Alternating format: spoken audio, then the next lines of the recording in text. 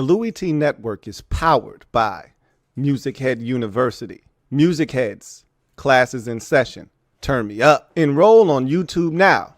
Link is in the description. Who else could it be but me, your man, Louie T? Welcome to the Command Post Live. You know what it is. Post up. Take command. I, of course, am your Commander-in-Chief, Louie T. Thank you for joining me. So I told you I would come back after I had a chance to consume these press conferences. I even watched Jake Moody's press conference. Aren't you proud of me? Look at me giving the kicker some time. Get a kicker some, man. Go ahead. Seriously. Get a kicker some. I did.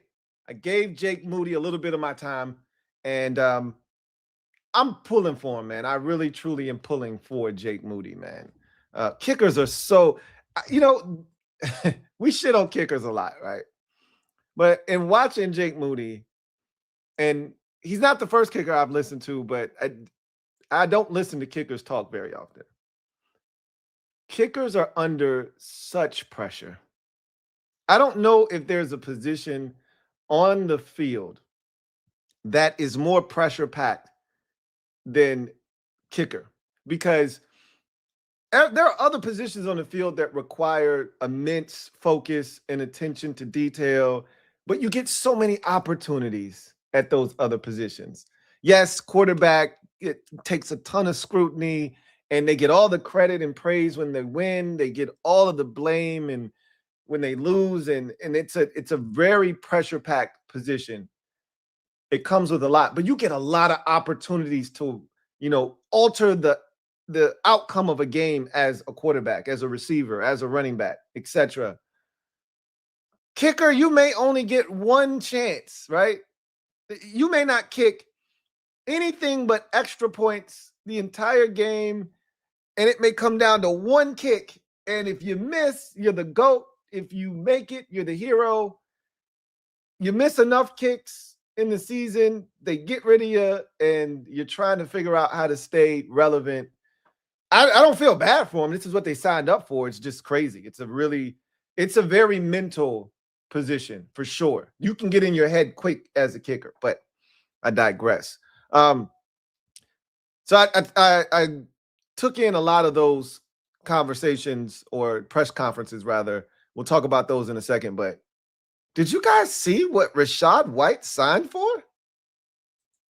In case you didn't, we got to talk about this. This is from our guy, Ari. I told you we'd find out later on what the specifics of this deal was. It's a one-year deal. So I told you earlier, I was like, it'll probably be anywhere from, 4.5 to 6. Maybe it gets to 7. That's on the high end. I was thinking more along the lines of 5.5, 6. 1 year, $5 million, a 1 year, 5.5, a 1 year, 6. It's a 1 year, $2 million deal for Rachaad White. Wait. Hold on a second. What? It's a what? Rashad, buddy, what are you doing? You wanted to play with Jaden Daniels? You wanted to be on the same team with your college buddy that damn bad? If you don't stand for something, you'll fall for anything. Who is this guy's agent anyway? We were texting back and forth in the Kings group text, in our group chat. And Ed said something to the effect of, you don't want to get into a negotiation with Adam Peters. He's a shrewd negotiator, man. He's tough. And I said, this wasn't no goddamn negotiation. This was a demand. He told that man, you either get down or you lay down. He state propped that man. He took this man's desire to be a commander, to play alongside one of his best friends. He took advantage of that shit. Adam Peters is a savage. That's what he is. He's a savage.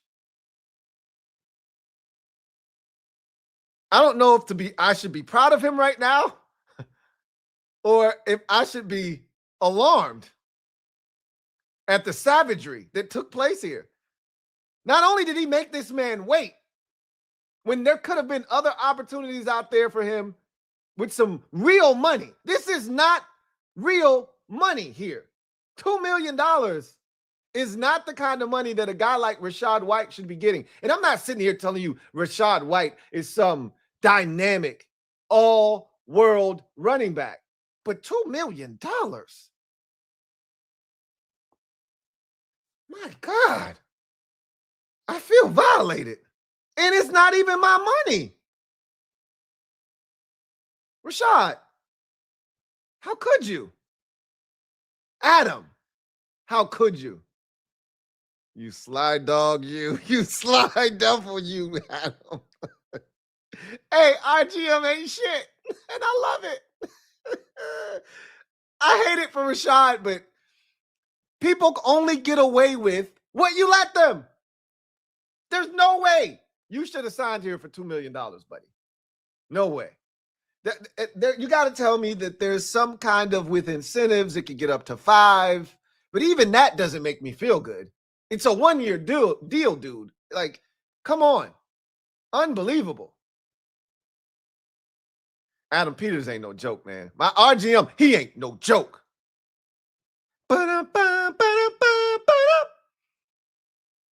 He ain't no joke.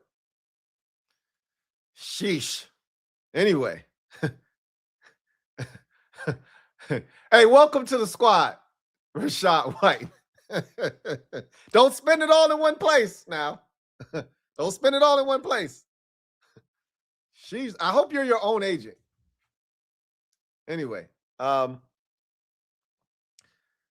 let's talk about these pressers. So I already told you I watched Jake Moody. I don't want to, keep talking about a kicker. I hope he solves all of our kicking woes and is able to put this position that has been a thorn in our side in its proper place and allow us to focus on more important issues than worrying about whether or not we have a place kicker that we can rely on. Last year was a disaster because we had zero confidence that if a kick was, further than 48 yards, it wasn't going to be made. Hopefully Jake Moody is, and the thing, I'll just say this. I know I said I wasn't going to talk too much more about him, but the thing I can say is he's like, I'm not worried about distance no more. Like my leg isn't getting any stronger. I don't have to worry about getting stronger anymore. It's all about consistency and accuracy. And he's like, I think I figured it out. Okay, that's music to my ears because I don't worry about the strength of his leg. He showed us that last year. He showcased that making a 56-yarder outside in Philadelphia at the end of the season. He's got plenty of leg. I don't worry about that. We haven't had a kicker here since Joey Sly that's had a massive leg that we could trust. And even Joey was sporadic with it, but at least we knew it wasn't going to be short. It's not going to be short. We had Austin Seibert here, and he had kicks that fell short. We don't have to worry about that here. I think Matt Gay had a kick last year that fell short. Now it's just about splitting the uprights. I listened to Marcus Mariota. So I want to get all of the guys that were here last year out of the way, and then we'll get to the new guys. So I listened to Marcus Mariota speak, and the biggest thing, because he said a lot of the same things he said in the past. So nothing really new here to glean from Marcus, other than he talked about his reaction to Cliff being gone. And he was definitely disappointed that Cliff wasn't going to be here, but he was also excited for David Blau. He talked about David Blau's competitive nature. And remember, David Blau said, I'm the most competitive person you'll ever meet. And, Jaden and him go back and forth, and Jaden claims he's the most competitive person. So I love that. I love the fact that our offensive coordinator wants to win at everything, right? And Marcus said, hey, look, I know a lot of people are making a big, deal out of, the changing of the offense and how much will be under center. He's like, we don't really know how much the offense is going to change in terms of under center. We know we're going to be under center more. How much more? He says, and I didn't think about it from this perspective. He said, that's going to make OTAs so much more challenging, engaging, and fun. Because normally, if you know the offense, you've been there, you go to OTAs, that's more about camaraderie. It's about just being around the fellas, checking up on everybody, seeing how their break went, you know, how the kids doing, how's the family, etc. You know, what new hobbies have you gotten into, that sort of thing, right? You're not really locked in because it's the same shit you installed last year. It's really for the new guys, that these OTAs and all that stuff. This year, everybody's got to be locked in. This year, Jaden's got to be locked in. It's a new offense. We installing a new offense. Marcus, as a veteran, has to be locked in. And he's like, I've been in offenses like this before earlier in my career, so it's not going to be a big transition for me. But still, it's new, right? So I'm excited to learn about it. But I think the biggest thing that Marcus said was, and because my homeboy was like, bro, why don't y'all just get this man a 2-year deal? Why y'all keep doing this year-to-year thing? And I was like, I don't think that either side wants to lock themselves into anything more than a year-to-year situation. And Marcus pretty much told me why it's always year-to-year. I think the Commanders would have done a 2-year deal with Marcus. I think it's Marcus who's like, now I just want to see how I feel next year. And we can come revisit this again next year. I think it's Marcus's end that has this at 1 year and not a 2-year deal. Marcus literally said, he said, being fully transparent. These are his words, not mine. Being fully transparent.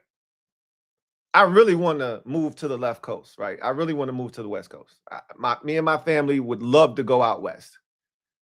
There weren't any opportunities out there for me that, you know, made me feel good. And this is a great situation. And if I'm going to leave here, it's got to be for something that I absolutely 100% believe in, or else I'm coming back here because I love it here. I love what DQ has built. I love this locker room. I love the culture here. I don't want to leave, but I do want to go back West.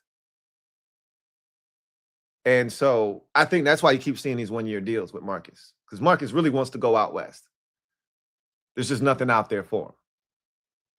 So that was Marcus. Traylon Burks. He basically is just happy to be here. It like there was nothing. He had the shortest press conference of everyone. There's not a lot to this guy in terms of personality. You know, he talked about his faith a lot, and that's why he came back here. He felt like this group gave him a chance. They believed in him when pretty much nobody else in the league did. And he felt like, you know, the Lord told him to come back here and run it back, essentially. And he really feels like he has a chance to prove that he belongs in this league here in Washington. Good for him. I hope he's able to do that. And I hope he stays healthy. That's always been the thing for him. Obviously, as a former first-round pick, it's never been an issue of talent. It's always been, can this guy stay healthy? If he can stay healthy, I feel like he can contribute on some level here in Washington. All right. Now let's get to the guys that are new.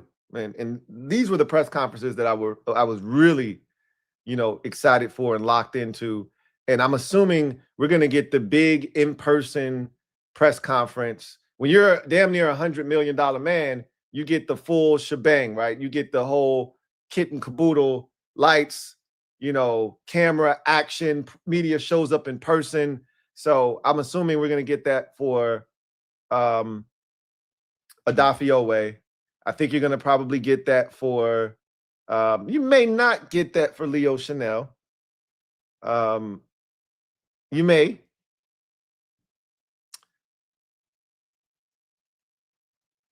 I'm thinking all the day one guys may get that treatment. Well, no, I shouldn't say it. Amik Robertson was a day oneer. So I think maybe Odafe might be the only. Maybe Odafe does one of these Zoom joints too, and they just call it a day. I don't know. Tim Settle. Let me knock Tim out real quick. Tim's happy to be back, man. I was happy to see Tim. Tim has grown a lot since he was here last time. He said he grew up a Washington fan. So he said he felt like when he left the first time, it wasn't on good terms. He didn't feel like, and, you know, a lot of us wanted him back. That last year Tim was in Washington, he had 5 sacks. We wanted Tim back. And I feel like that group dropped the ball, and there was a lot of egos involved when Ronald Rivera first got here. And you know how that goes. When you didn't draft a guy, you tend to be a little bit more open to that player being shown the door. Yeah, you can go. You know, if it's something else out there for you, you can go. We ain't tripping. And I think they let Tim Settle walk, and they shouldn't have. But ultimately, he's so happy to be back the second time around. And he talked about, you know, being the life of the party. He's going to come in here, assimilate himself to the locker room. He was like, yo, I see familiar faces in this room, in this building still. He's like, I know Terry. I know Tressway. I know Jeremy Reeves. I know Deron Payne. Those are the guys that were here when I left. And so I still know some guys in the building. He hasn't actually toured the facility because I'm like, they asked him about the locker room, and he's like, I haven't seen it yet. That shit's probably going to blow his mind because everything's different since the last time he came. He could tell, though, you know, he could see that this is a different type of organization. He said they've matured since the last time he was here, which they absolutely have, of course. So I'm just happy to see Tim back. He's got the dreads now. He's a different guy. And he's like, I know what I can bring to the table. I know I'm going to provide tremendous depth here. And they truly believe in Tim Settle. They gave him a 3-year deal. They didn't give him the 1-year, $2 million treatment they just gave to Rachaad White, which I told y'all earlier. I said, they don't love Rachaad White. I didn't know they didn't love him to the tune of 1 year, $2 million. I didn't know it was that bad. But I said, they don't love Rachaad White. One, they didn't do this day one, right? Because if they had urgency, it would have felt different. All the other running backs went on day one. So if they truly loved Rashad, he would have went when the other backs went. Adam Peters hold this man. Because not only did he make him wait, he made this man wait for $2 million. I'm floored by the amount of this contract. Maybe I shouldn't be. Maybe I'm making too much of this. Wow. But it's so good to see Tim Settle. And I think he's going to be a great addition. I told you, the depth of this defensive line it is at a level at which we've never seen before here in Washington. I mean, since this team has moved to Landover, right, we haven't seen this kind of depth on the defensive line. So you're talking almost 30 years. Since 96, you haven't seen this much depth on the defensive line. We go 4 deep at defensive tackle, a legit 4 deep. And we got 6 edge rushers right now. 6. 6. Now, again, as you get back there towards 5 and 6, I don't know. Right? But the first 4, they're legit. Matter of fact, the first 5 are legit. Adafi Owe, Kaylavon Chason, Dorrance Armstrong Jr., Dietrich Wise, and Charles Omenihu are legit defensive linemen, defensive ends in this league. They're legit. Too legit to quit. We'll see what Drake Jackson and what Drizzy Drake can do, and if he can get back to that second round form. If so, shit. Javonte, bro, you about to be on the practice squad. You about to be on the P squad, my guy. So, really excited for Tim being here. Let's go. I'm going to say the best for last. So, let's go to Chig Okonkwo next. Chig, super smooth. He's a guy that I can tell also has a bit of a chip on his shoulder, which I love. He is really good friends with Treylon Burks. I forgot that those two played together. Matter of fact, they came in the same year in the draft. So they're very, very good friends, he said. He said he's one of his best friends. So he was like one of the first people he called when he got the when he signed the deal and knew he was coming to Washington. And then his agent was the one that told him Nick Cross was coming to Washington because those two played together at Maryland. So he talked a little bit about that. He talked about his time in Tennessee and the difference between playing with a veteran and playing with a young quarterback. And he talked about Jaden Daniels and him, what his strengths are in terms of what he thinks he can be within this offense. He talked about David Blau sitting him down, kind of showing him things that they feel like he can do. And I loved the specifics of what Chig got into. Chig was like, I was brought here for run after the catch opportunities, right? My job is to take a 3-yard pass and turn it into a 15-yard gain. I'm like, with every answer he gave, I went like from here to here to here to here to here to here to here to here. With every answer, the smile got bigger and bigger and bigger because it's what the game's been missing. It's what the game's been missing here in Washington. Man, I love Zachary Ertz. He was fantastic these last 2 years. We don't make the run to the NFC Championship game without him. And last year, when we ain't have shit, he was the only person that Jaden could throw the football to consistently. With that said, you won't get no run and catch opportunity, or catch and run opportunities. There was no yak. There was no making somebody miss. There was no running through contact. He's like, my job is to take short passes and turn them into big gains. Tell me more. You got my attention. I'm listening. And I love it. And he's like, they have a plan for me here. And he said, my first 4 years in the league was filled with change and uncertainty. Because in Tennessee, he went from a veteran in Ryan Tannehill to Will Levis. He played with a bunch of quarterbacks in between. Then he went to, Cam Ward. And there's just been so much turnover. He probably had 3 different head coaches in Tennessee. Vrabel started off with him. Then he had your boy that was there, Callahan. He got canned. And then they had an interim coach. So he's had so much change in those 4 years that he was in Tennessee. He's like, I'm just looking for some stability, man. And this organization seems extremely stable. So I'm excited.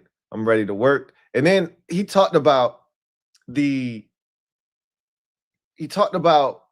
narrative that he can't block.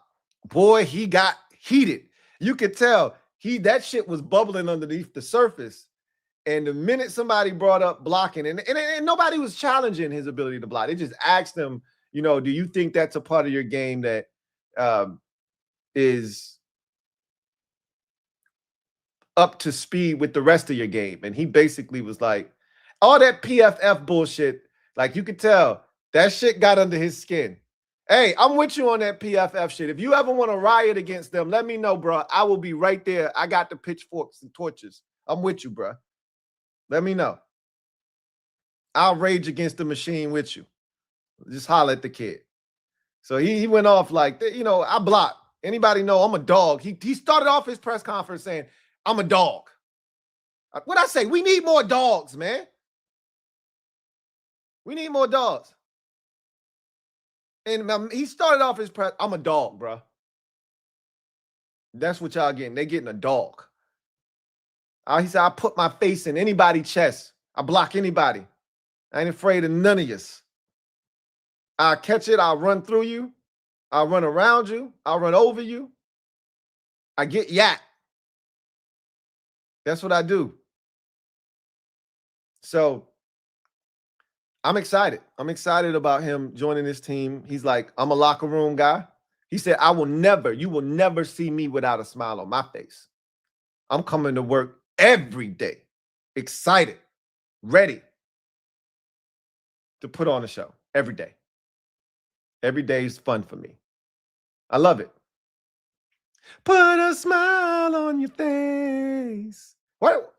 Life's too short, man. Smile. Just smile. Anyway, that was Chig. And then the main event of the evening was my guy, Amik Robertson. You know, I love Amik Robertson. He's one of my, I told y'all he was one of my favorite players when he was coming out of La Tech. And I've followed his game. And he's a guy that I'm just largely excited about here in Washington. And boy, let me start by saying that twang is absolutely thick. All right. That twang is thick. That Louisiana twang it got him in a chokehold, boy. You know where he from as soon as he opened his mouth. You heard me? I was like wondering, first I started thinking, is he from Florida? Because he had a little bit of that Santana Moss going, right? He sounded like, if I close my eyes and I'm just listening, you could have told me it was Tanner. Then you hear some of that New Orleans come out, and you was like, okay, no. That's somebody from New Orleans. That ain't Florida. That's New Orleans, right? Nah, ain't no pause. Ain't no pause. Ain't no pause. That shit thick. He was like, I forgot what he said. Me and my wife looked at each other like, he from New Orleans. He's hilarious too. He's a funny guy, and he's very confident. Very confident. He talked about talking trash. He's like, I don't never say nothing disrespectful, but he was like, I definitely talk a lot of trash. He says he knows Percy, which makes sense. Percy's from Louisiana, right? Even Percy's twang ain't that damn thick. It ain't that heavy, right? But you can tell Percy's from New Orleans too.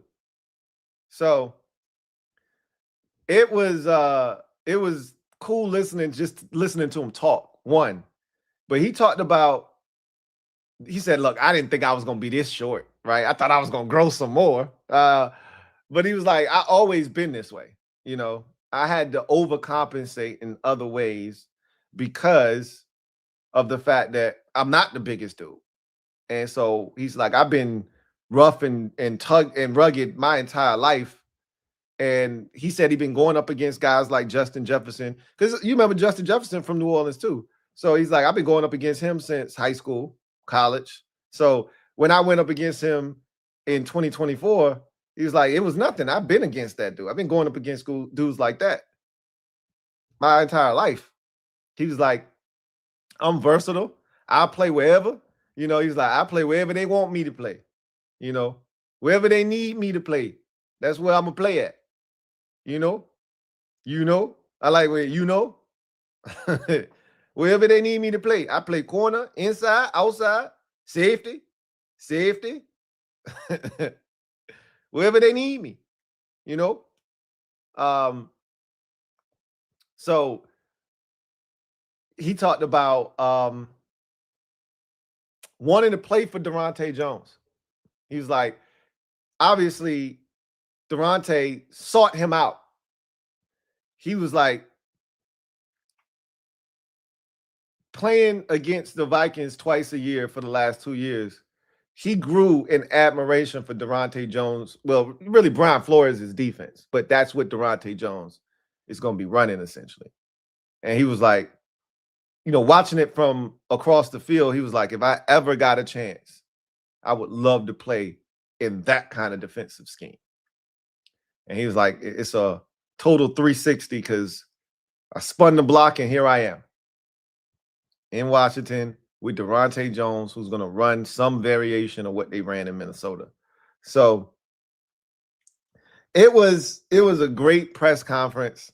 He's a dog, and he talked about getting it out the mud, getting it out of the dirt. You know, he was like, believe in yourself. You know, he said you're gonna turn them haters and them doubters into believers, and you know, he's gonna be fun. He's gonna be a fun guy to listen to. He's gonna be a great soundbite. He's gonna be one of my favorite players. He's already one of my favorite players before he even got here. I love Amik Robertson's game, and so he talked about knowing Mikey before he got here, knowing Percy before he got here, and he said iron sharpens iron. Basically, he was like, Terry gonna sharpen my knife, I'm gonna sharpen his. You know, going up against him every day. I know if he healthy, he one of the best in the league, and I'm looking forward to that challenge. So, you keep adding players like Amik Robertson to this team, which they have this offseason. They're going to change the culture. They're going to change the culture. They're going to change the way things are done here in Washington. These are the type of guys you need to sign in free agency. Y'all made fun of him. Rio equated it to opening your first gift under the Christmas tree, and it was underwear or it was socks. You could have just put that in the stocking. No, bullshit. This needed to be under the tree. You need that shit. The crazy part is everybody like this shit on underwear and socks until you need them shits. You walking around with them holes in your drawers. I know it's you. Dirty ass socks with holes at the bottom. It's you. Be grateful for that gift, for those socks, for those underwear. You got that draft in your bottom hole. That's you. Amik Robertson was the perfect gift to open first, because he's going to be one of those guys that helps change this defense drastically in 2026. I'm excited. I'm excited about all of these dudes that they brought in, but Amik Robertson, he's a dog. He's your dog's favorite dog. He's a smaller dog, but he bark loud and he bite harder than the big dog. He's the one you really don't want to F with in the yard. So I'm excited. I'm excited. Anyway, I digress. So let's get to the comment section and we will get out of here. I didn't want to talk your head off. Just wanted to come chop it up with y'all about those press conferences. And I'm assuming that, oh yeah, Jonathan Jones is now a Philadelphia Eagle. Somebody saw y'all talking about it in the comment section. I meant to bring that up and talk about it real quick, but Jonathan Jones is a Philadelphia Eagle. Again, what did I tell y'all yesterday and the day before?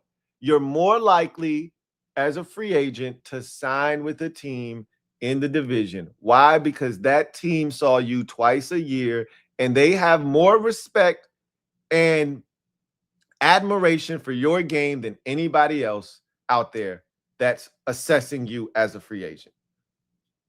So that's exactly what happened with Jonathan Jones, right? He played well against Philadelphia, and they say, you know what? That old dude can still hoop. Let's sign him. So shout out to Jonathan Jones.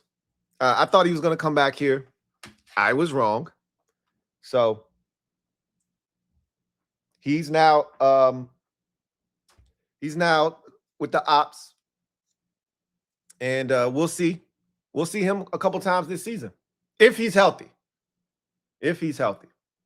Anyway,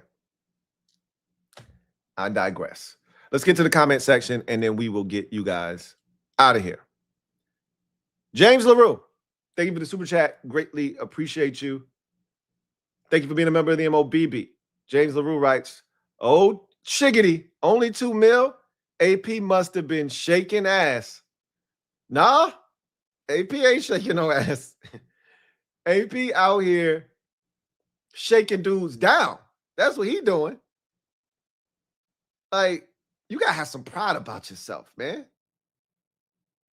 $2 million?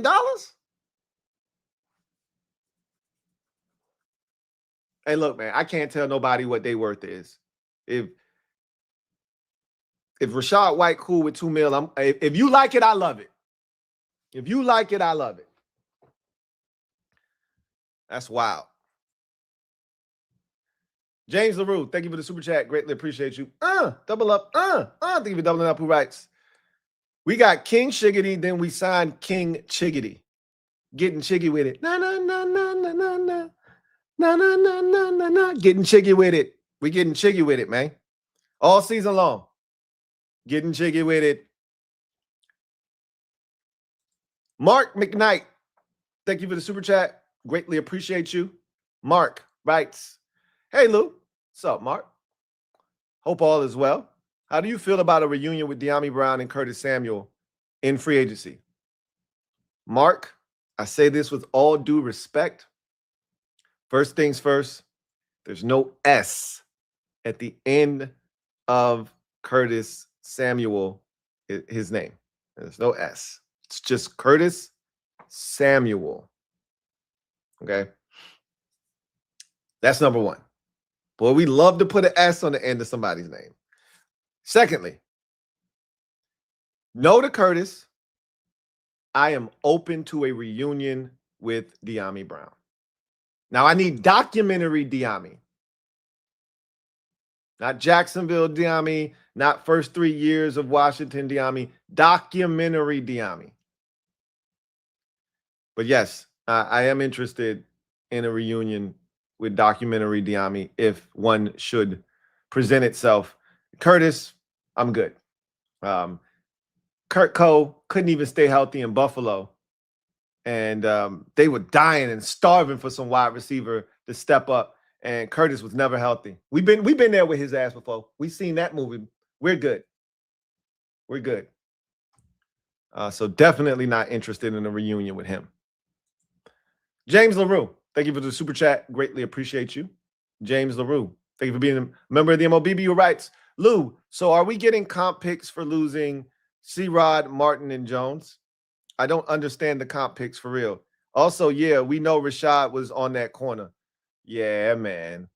That was rough. Seeing he really got hold. Like, Adam Peters really took full advantage of this, man. Like, really.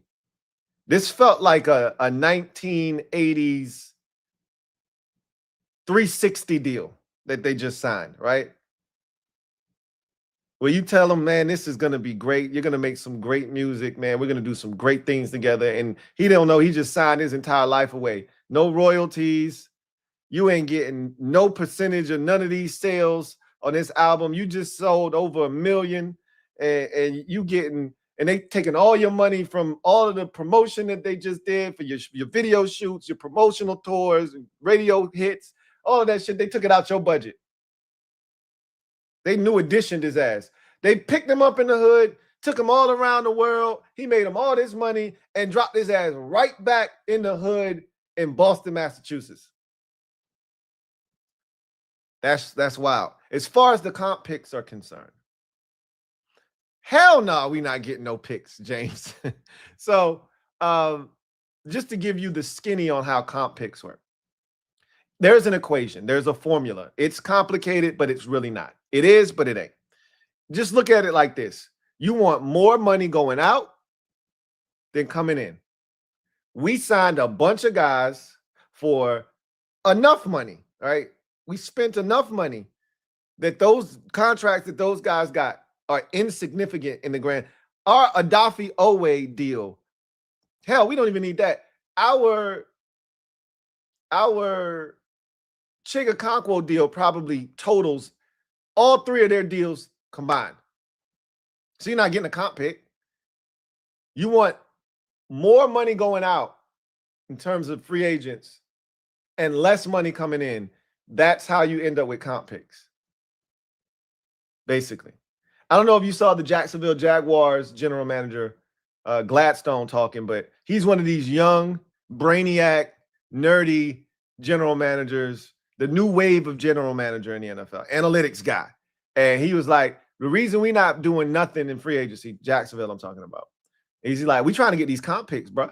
He just came out and said it. You generally don't hear a general manager come out and say it. But he was like, yeah, no, we trying to get these comp picks. He says, because if you get comp picks, what that does is it allows you to be aggressive in the trade market. It allows you, and this is the shit we talking about. I told you, I want our program, because that's what the Eagles are doing. That's why the Eagles ain't done shit. The Eagles did a 1-year deal with Rick Woolen. They did a 1-year deal with Jonathan Jones. They haven't done anything really outside of their building. Why? Because they want them comp picks. They got 4 coming to them this year based off of losing Reed Blankenship and Jahan Dotson. And who else did they lose? I think they lost 2 more guys. I think Aziz Ojulari. Who else they lose? Kobe Dean. I think they lost 1 more guy. 1 more guy. I think they lost 1 more player. I can't think of anybody else right now off the top of my head, but I knew it was 4 for sure. I thought it was a 5th. But based off of losing those guys and not really signing anybody, they're going to get some comp picks. It may not be as many as last year. Remember, last year, they lost a bunch of guys because they won the Super Bowl, and it was a mass exodus. And they just sat back and let all of those dudes leave, right? Josh Sweat left last year. Milton Williams left. And also, it's not just how many guys leave, it's how much money they get signed for. And those dudes signed massive deals last year. So we ain't getting shit for C-Rod, Jacob Martin, and Jonathan Jones. C-Rod signed a 2-year, $12 million deal, I think. Jacob Martin, 2 years, $11 million. And I don't know. I don't remember what Jonathan Jones's deal was. But whatever it is, it ain't enough. We got way more money coming in than going out. So, yeah, no comp picks for us. We'll get there one day. One day, we'll get there. Mr. Deacon, sir, thank you for the super chat. Greatly appreciate you. Mr. Deacon, sir, writes, what do you think of Juwan? Just curious of your thoughts. I'm cool with Juwan Jennings. If they brought him in here, I wouldn't have any issues with it. Again, my thing has always been, well, you just need somebody with speed.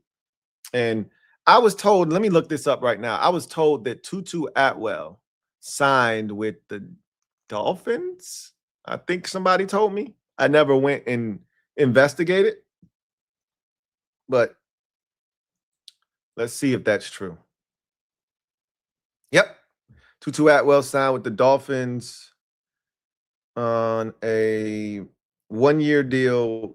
The terms of the deal have not been disclosed yet, but he is a Miami Dolphin. So there's another guy that has some speed off the market. Let me refresh this page so that it'll reflect guys that have been signed already.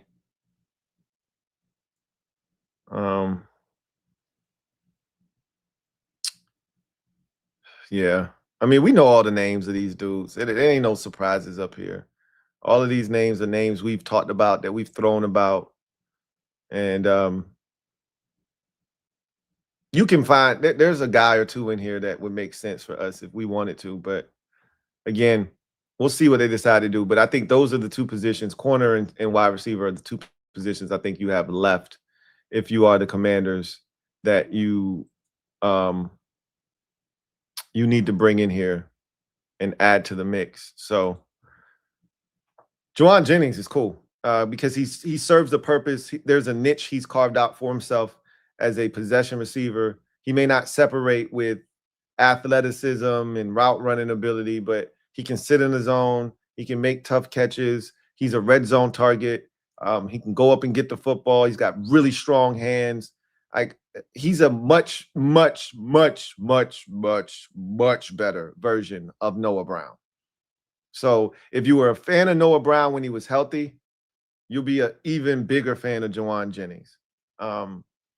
I wouldn't have any issues with him signing here. But again, I'm big on adding some speed at receiver. That's been my whole mindset this offseason is you got to add somebody with some wheels at the receiver position to stretch the football field vertically, which is why I was on Tyquan Thornton. I was, talking about Tutu Atwell.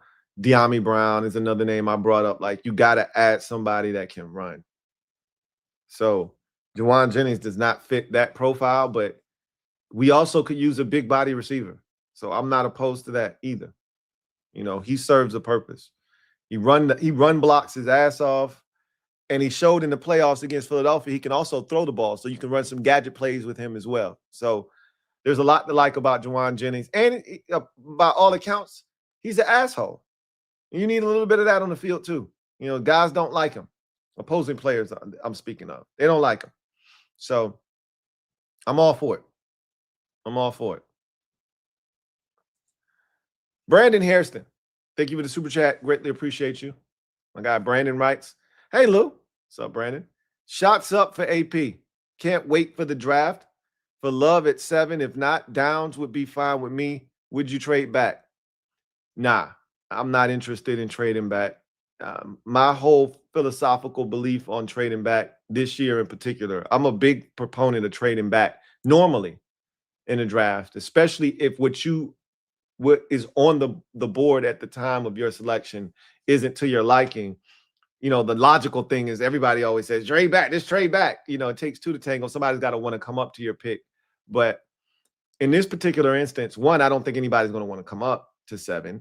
All right. But even in the event that someone does, I'm not willing to pay the cost of what it means to move back simply because we earn the right to pick a blue chip player or someone of that ilk. Again, there are no guarantees in this thing. The guy that gets picked at 12 might end up being better than the guy gets picked at 7 or 5 or 3 or 2 or 1. We see that all the time. Every draft, there's a guy that gets picked in the teens that's much better than one of the top 10 picks or one of the top 5 picks in the draft.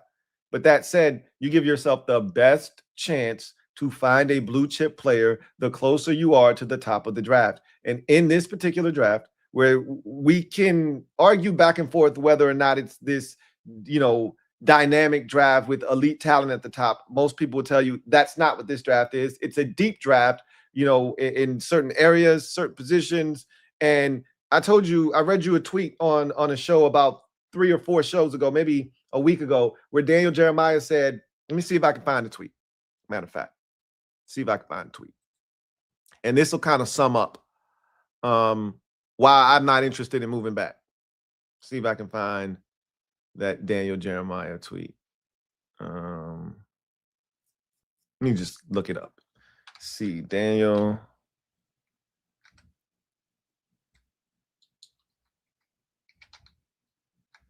All right, DJ. Let me see if I put it on the DJ tweet. No? Draft, maybe? Let me see what this one says. No, that's not it. All right. If I can't find it this time, I ain't gonna worry about it. I'll just paraphrase. But he basically said that, and let's see, what we at? The 12th? Let's go back to about the 5th and work our way up because I don't think it was that much further back than the 5th. So let's see if I can find it.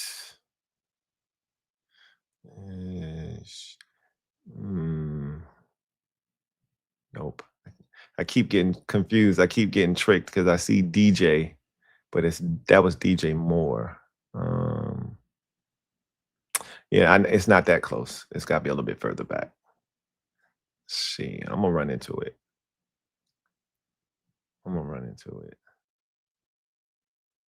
Let's see. I went too far back now. I went way too far back. Y'all done sent me down a rabbit hole. Now I'm like a dog with a bone. I wanna find this joint now. I might have got rid of it too. I don't think I did. I just can't find it.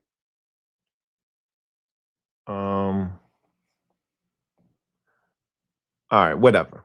I can paraphrase it. So basically, he just said the same player you getting at 25 is the same player you getting at. No, I think it was like the same player you getting at 45 is the same player you getting at like 75. I think that was the two numbers. But that just speaks to this draft, right? There's not a lot of difference between the players once you start to move further back, which is why I'm not really interested in trading back.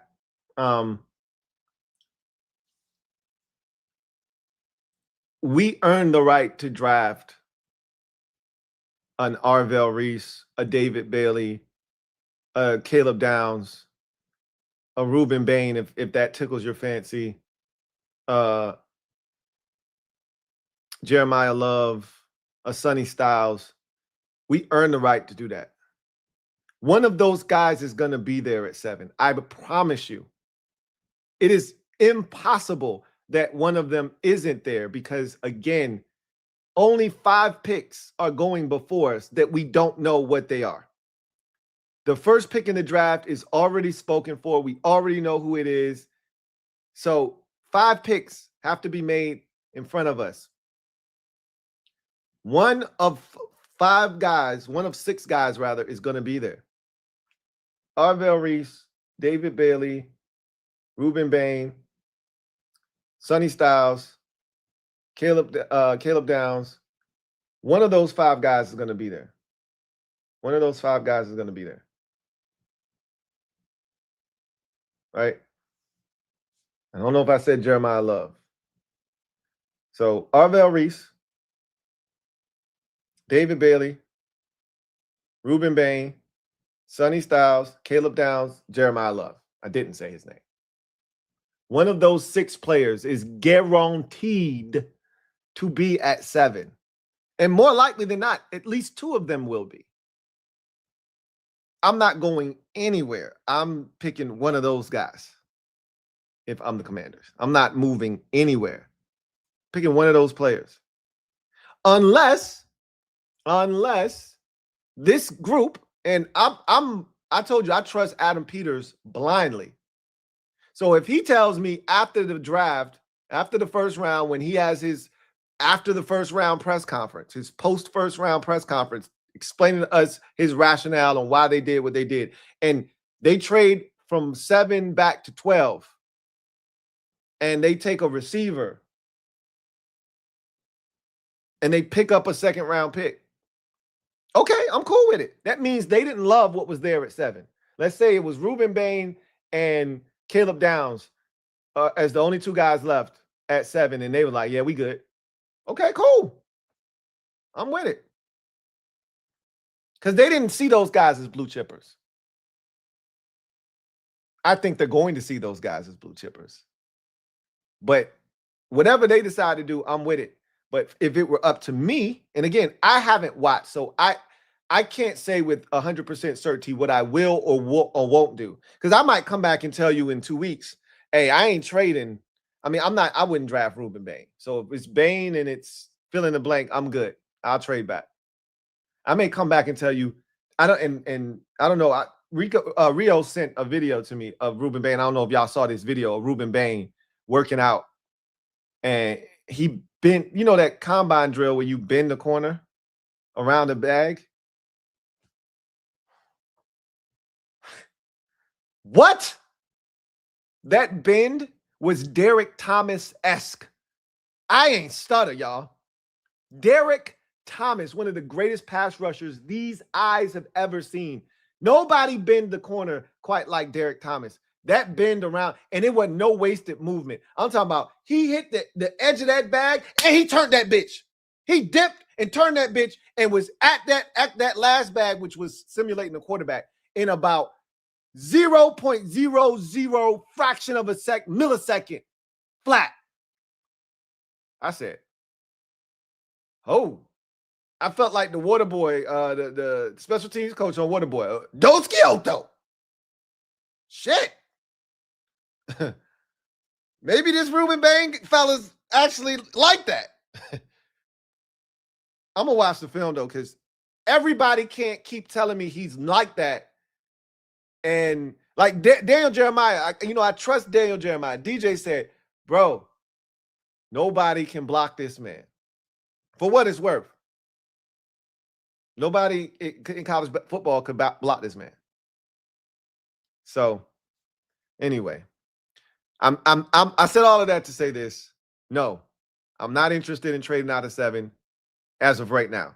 But that's subject to change. On March the 12th, I am not willing to trade out of the I'm not willing to trade out of the 7th pick. Andre 67 Poggers. Thank you for the super chat. Greatly appreciate you. Andre, thank you for being a member of the MOBB, who writes, Amik looks to punch the ball out. This team needs that, and I hope other players follow suit. This team has one of the more athletic linebacker rooms. Now let AP cook. Hey, look, our linebackers can move now. Hopefully they know where to go, because you can be able to move really fast, but if you don't know where the hell to go, it don't really matter. All right. Remember Wrong Way Riley? Remember him? Because Perry Riley couldn't run.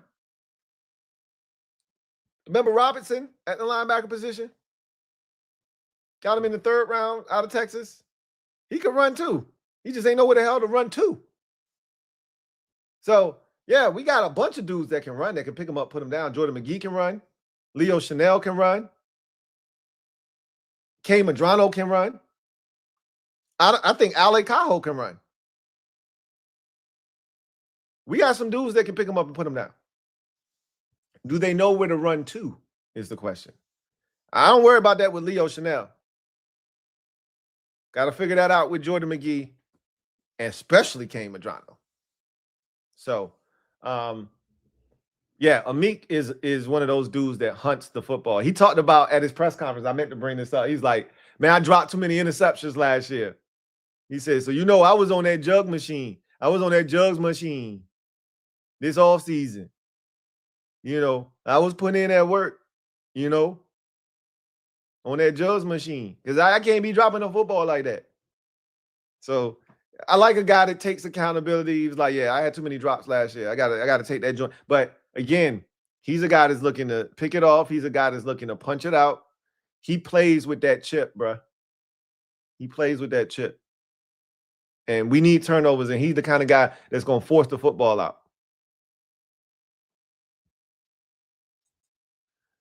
Duncan Wright, thank you for the super chat. Greatly appreciate you. Thank you for being a member of the MOBB, who writes, I missed the Kings last night. Of course you did. Of course you did. Guess my notice got lost in the mail, huh? I look, man. All we can do is encourage you to turn on your notification bell, my guy. Again, maybe I got to spell it out for you. Subscribe to the channel. Turn on the notification bell. That's the best I can do for you. That's the best I can do for you. I'm ready to cook too. He's really a cowboy. You guys want a preview? Ask in the chat. Everybody was looking for the proof last night. Everybody was looking for the proof last night. Shadow Striker 789. Thank you for the super chat. Greatly appreciate you. Thank you for being a member of the MOBB, who writes, saw that Bane Ben clip on Insta before it blew up. I never seen someone get so low, but yet explode up that fast. Actually thought it was edited. I'm telling you, if y'all ain't seen that clip of Ruben Bane, that shit is ridiculous. I saw that and I had to watch it again. Same thing you thought, like, man, that shit ain't real. With AI, now you question everything. AI is the worst thing ever. When you're not using it for something positive, it's the worst shit ever, because now you question everything. Like, that shit ain't real. That's AI, right? That shit was real, bro. He is just like that. I said, whoa, maybe I have to rethink this Ruben Bane thing after all, right? But like I said, I'm going to watch him, because everybody, not one or two people, everybody keeps telling, and I've said this already. When I watched him, I said, damn, he's good. I never walked away from a Miami game saying, hey, that Ruben Bane, I didn't even see him. I didn't even know he was playing. Never. It wasn't like when I watched Arvell Reese those, 3 times and he didn't do shit. And I was like, what's all the fuss about this Arvell Reese guy? I didn't see shit. Every game I watched Ruben Bain, he was disruptive. So I know he's like that. It's just, is he like that? Like that? I don't know, man. Maybe. Maybe he is. I don't want to be the team that passes on him. Because, again, edge rusher trumps all of this shit. As much as I love Jeremiah Love, if Ruben Bain is like that, get Ruben Bain, right? As much as I want Jeremiah Love, if Ruben Bain, because I've already said, if David Bailey is available, he jumps to the straight to the top of the list, right? But he's not going to be available. But if Ruben Bain is like that, and I told you an anonymous executive, you know, you get that shit this time of the year, and I hate it, but an anonymous executive, defensive, you know, an anonymous defensive coach, not executive, an anonymous defensive coach said that they think Ruben Bain can be the defensive end version of Aaron Donald. Undersized, counted out, overlooked, but ends up being like super ultra productive.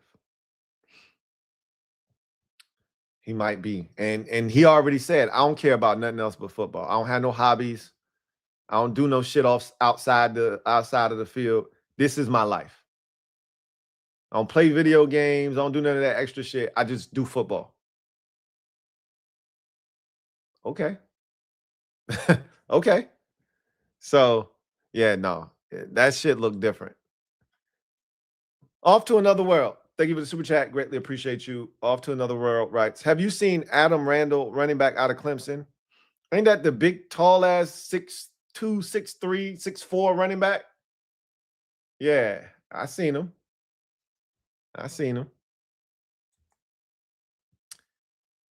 Damian Rayner. Thank you for the super chat. Greatly appreciate you. Damian writes, draft love, super on Valentine's Day, absolute cinema. What it could be. What it could be.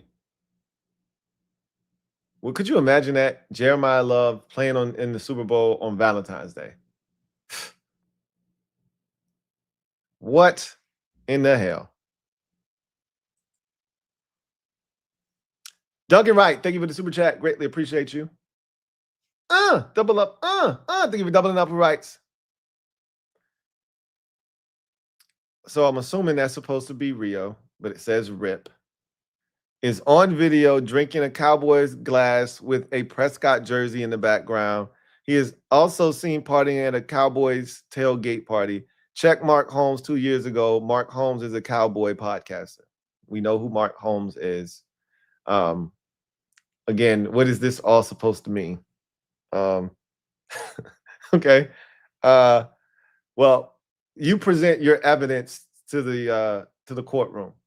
Present your evidence. What do you got? Okay. We'll look over the evidence and see if it's pertinent. Right now, you're overruled. Okay. You're overruled right now. Club 100 TV. Thank you for the super chat. Greatly appreciate you. Who writes, I feel like we need more offensive power.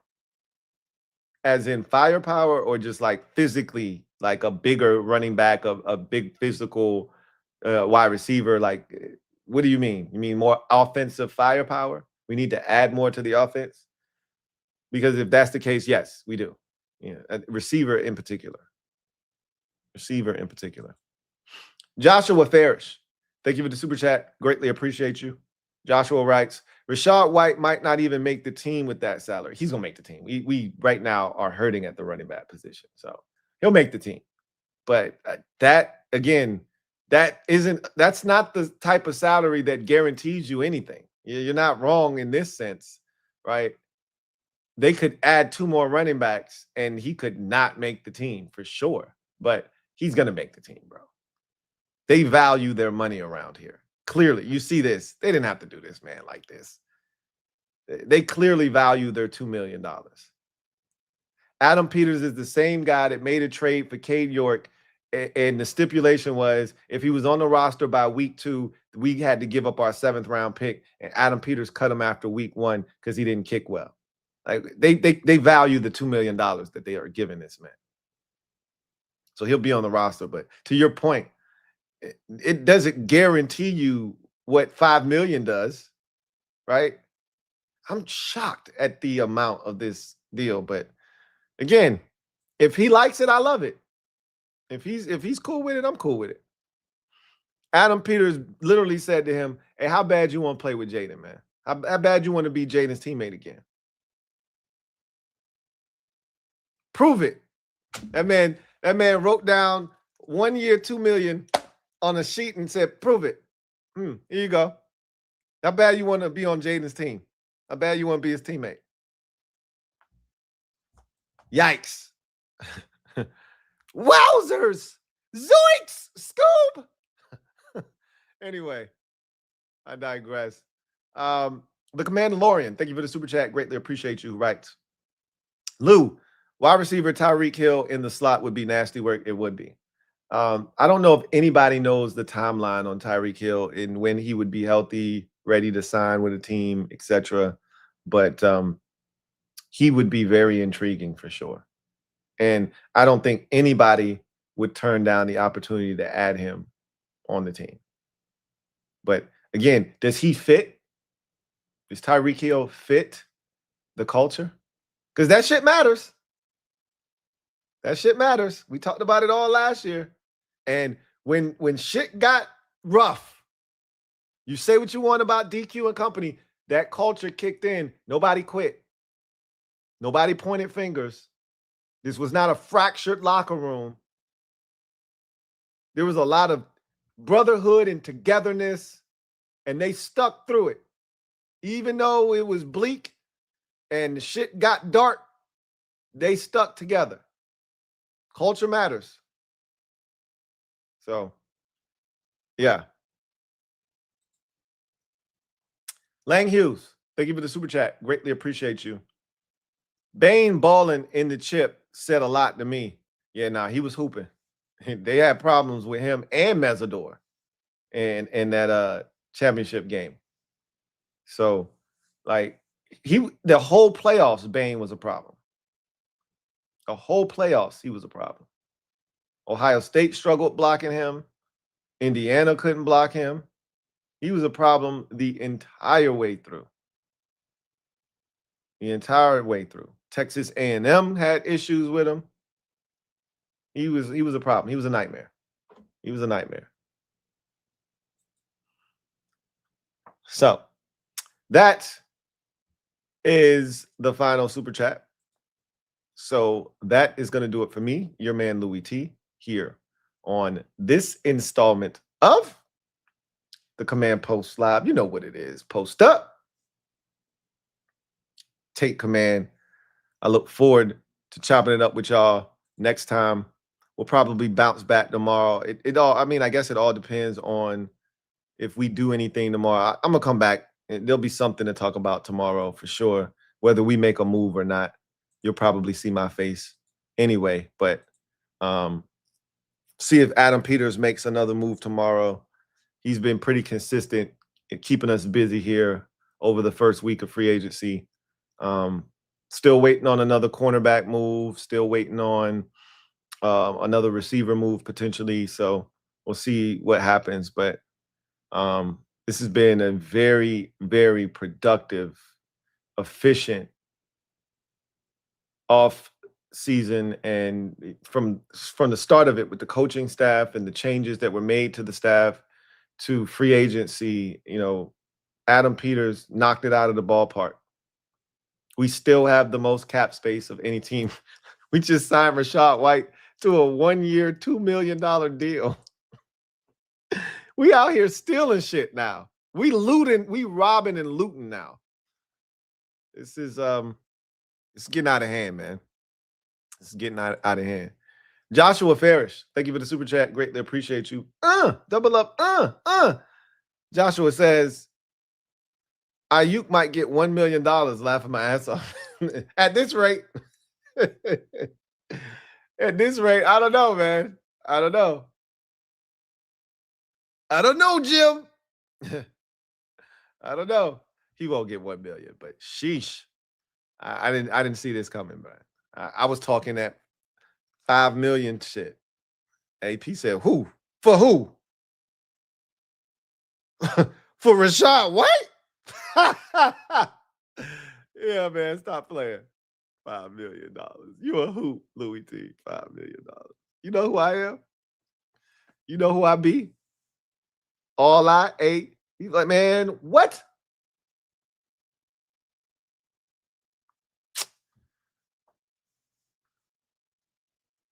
Man, let me get out of here. Y'all have a great night. Take care. See you guys next time. God bless and good